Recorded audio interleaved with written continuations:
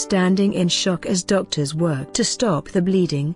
These shocking images show the moments after a 9-year-old boy had his arm ripped off by a bear he attempted to stroke. The distressing pictures show paramedics applying bandages to the boy's shoulder after his arm was ripped off. The child's severed limb can still be noticed laying on the ground in animal's enclosure, just moments after the savage attack. The Chinese boy stands in utter shock with bone sticking out from where his arm had earlier been as blood flows down his shirt. For a short time he stands totally alone, not even crying, as tourists gaze at the mauled child, waiting for paramedics to arrive. The gruesome images of the young boy and her shattered remains of his arm were extensively shared on the internet after the horrific incident. The boy was with his grandfather at Hebban Park Zoo, in Pingdingshan City, central China's Henan province.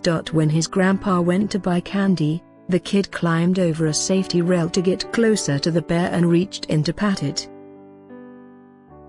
At this time, the animal put his head through the guardrails and grabbed the child's arm. The boy yelled as the animal wrestled with his arm for 10 minutes before ripping it free.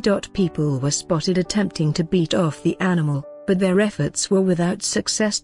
Zoo workers could do nothing as boy was being mauled by the bear, and took an additional 20 minutes to recover the boy's severed right arm. His parents have slammed the zoo, stating workers ought to have been supervising the animal. The boy's mother, Ku, said she couldn't believe it when she arrived at the hospital to be informed that surgeons would be required to sever what was left of the arm. The director of environmental organization New Jersey Sierra Club, Jeffrey Tittel, alleges that bears are normally docile and frightened of people. Attacks usually relate to people having food, as the animals that have been fed by people see them as food and can get hostile.